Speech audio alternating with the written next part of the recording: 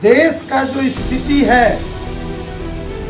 ऐसा न हो कि कहीं श्रीलंका वाली स्थिति, गलत नीतियों के कारण देशवासियों को महंगाई झेलना, जो आज महंगाई की आम आदमी पर जो मार हुई है, ये साफ दर्शाता है। योजना का क्या है? उज्ज्वला योजना सिर्फ पोस्टर, होर्डिंग और बीजेपी के खास नेताओं के फेसबुक का पर ही सिर्फ छाया हो रहा। उज्ज्वला योजना का कोई हकीकत नहीं है। जो आज गैस सिलेंडर इतना दाम बढ़ गया है, तो महंगाई इतना बढ़ चुका है, महंगाई की बीमार झेल चुकी है ना, कि आम आदमी त्राही मान हो गया है। जन अधिकार पार्टी के युवा अध्यक्ष राजू दानवीर ने आज महंगाई के मुद्दे पर केंद्र की मोदी सरकार को घेर लिया। उन्होंने पत्रकारों से बात करते हुए कहा कि जिस तरह से देश में महंगाई लगातार बढ़ रही है, उससे कहीं देश की हालत आने वाले दिनों में श्रीलंका जैसी न हो जाए। उन्होंने कहा कि देश में बढ़ती महंगाई के लिए केंद्र की मोदी सरकार जिम्मेदार है, जो खुद महंगाई कम करने की बात कर सत्ता में आई थी, लेकिन आज यही सरकार तेज गति से महंगाई बढ़ाने का काम कर रही है।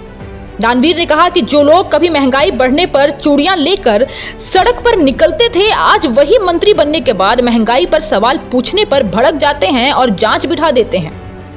राजू दानवीर ने उक्त बातें आज हिल्सा में एक नए restaurant The Chilli Family Restaurant की ग्रैंड ओपनिंग के दौरान फीता काटने के बाद पत्रकारों से बातचीत में कही। दानवीर ने कहा कि हिल्सा में इस रेस्टोरेंट के खुलने से लोगों को रोजगार तो मिलेगा ही, साथ ही यह लोगों को स्वरोजगार के लिए प्रेरित भी करेगा। इसीलिए हम भी युवाओं से अपील करते हैं कि वे इस बढ़ती महंगाई के दौर में स्वरोजगार की ओर देखें, क्योंकि आपने जो सरकार राज्य और केंद्र में चुनी है, उसे आपकी कोई चिंता नहीं है।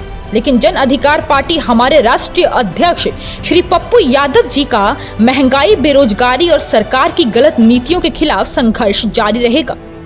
उन्होंने बीते दिनों हिल्सा में ठेले पर शव ले जाने की घटना के सवाल पर कहा कि बिहार में स्वास्थ्य व्यवस्था वेंटिलेटर पर है। यह निंदनीय है कि माननीय मुख्यमंत्री के गृह जिले में एम्बुलेंस की जगह ठेले पर शव ले जाना पड़ा। बिहार में यह कोई नई बात नहीं है। कोरोना काल में साफ देखने को मिला कि किस तरह से केंद्रीय मंत्री तक एम्बुलेंस घोटाला कर रहे थे, लेकिन आज तक उन पर कोई कार्रवाई नहीं हुई। यही वजह है कि उस समय से अब तक हमारे नेता पप्पू यादव जी लगातार इस व्यवस्था को दुरुस्त करने के लिए संघर्ष कर रहे हैं। अगर बिहार में स्वास्थ्य व्यवस्था, शिक्षा व्यवस्था और रोजगार की व्यवस्था दुरुस्त हो जाए तो बिहार का विकास तेजी से हो पाएगा। हम हिल्सा में आए थे। ये द चिली नया रेस्टोरेंट खुला है। कहीं न कहीं यह स्वरोजगार को बढ़ावा देता है। ये युवाओं को मैं जो भी ये खोले हैं रेस्टोरेंट, मैं उनको धन्यवाद देता हूँ कि आपने ऐसे जगह पर इतना अच्छा माहौल दिया है और इतना अच्छा रेस्टोरेंट खोला है। इससे युवाओं को प्रेरित होती है, आगे स्वरोज को बढ़ावा मिलता है। आज कहीं न कहीं देश का जो स्थिति है ऐसा न हो कि कहीं श्रीलंका वाली स्थिति हो जाए। जो आज महंगाई की आम आदमी पर जो मार हुई है, ये साफ दर्शाता है कि केंद्र सरकार के गलत नीतियों के कारण देशवासियों को महंगाई झेलना पड़ रहा है। यहाँ 100 रुपये पेट्रोल हो गया तो क्या हो गया, 100 से पार तो सब्जी है। तो आज महंगाई इस कदर हो चुकी है कि गरीब के थाली में से रोटी गायब है, आम आदमी का कमर टूट चुका है, और जितने भी मिडिल क्लास हैं उन सभी के पॉकेट खुद ब खुद मरा चुका है। पॉकेट में पैसा ही नहीं है। एक समय था जब केंद्रीय मंत्री, माननीय मंत्री जी कहा करती थी कि गैस के दाम इतने बढ़ गए, महंगाई इतने बढ़ गए, केंद्र सरकार को चूड़ियां दिखाती थी।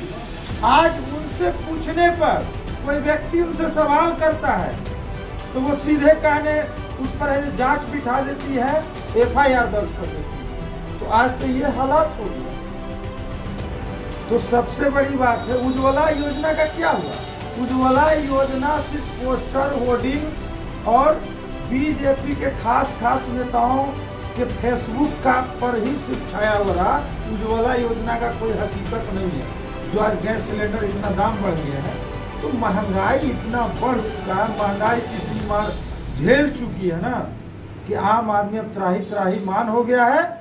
और केंद्र सरकार और माननीय प्रधानमंत्री जी से अपील है कि महंगाई को रोकें, देश को श्रीलंका बनने से वीडियो वायरल हो रहा है जिसमें ठेले पर सबको ले जाया जा रहा है। देखिए, ये कोई बड़ा बात नहीं है। बिहार में स्वास्थ्य व्यवस्था खुद ही वेंटिलेटर पर है, खुद ही चरमराया हुआ है, खुद ही दम तोड़ने के स्थिति में आ गया है। आपने कोरोना काल के स्थिति में हर लोग जानता है कि यहाँ एम्बुलेंस नहीं जाता है, एम्बुलेंस वाले क्या करते हैं नहीं करते हैं। अभी बताइए कि कितना निंदनीय घटना है, कितना निंदनीय घटना है। माननीय मुख्यमंत्री जी के गृह जिला में एक व्यक्ति, गरीब व्यक्ति, उसका अपना परिजन डेथ कर जाता है, वो एम्बुलेंस नहीं मिलने के कारण ठेला पर लेकर जाता है। ये बिहार है सर, बिहार में आम बात है ये घटना होना। कई जगह ये पहले भी हो चुका है। यदि हिंसा में हो गया तो कोई बड़ी बात नहीं है। इसके लिए आदरणीय पप्पू यादव जी ने बहुत आवाज उठाया, लेकिन कहाँ सुधरा। कोरोना जैसे काल में जब नहीं सुधरा, लोग लाश के लाइन लगे हुए थे, अस्पताल से शमशान तक कोई देखने वाला नहीं था, तो आप क्या सुधरेगा। इसीलिए इस पर कोई चौंकी नहीं। यदि हम लोग बस इतना ही कहेंगे कि माननीय मुख्यमंत्री जी, यदि बिहार को बचाना है, बिहार को आगे बढ़ाना है, बिहार को शिक्षित करना है, तो यहाँ स्वास्थ्य व्यवस्था, शिक्षा व्यवस्था और रोजगार का साधन, ये तीनों दुरुस्त कर दीजिए, बिहार खुद सुधर जाएगा। निश्चित तौर पर जो अभी पलायन की स्थिति है, बिहार में आम आदमी भी पलायन करता है और पढ़ने के लिए भी लोग पलायन करते हैं, तो इकोनॉमी तो बिहार का बाहर ही जाता है ना, तो वो जाता है। दूसरा में है कि आपका स्वास्थ्य के लिए भी लोग बाहर ही जाते हैं। स्वास्थ्य का हाल सरकारी अस्पताल में यही देखिए, समय पर वो नहीं मिलेगा, समय पर ये नहीं मिलेगा।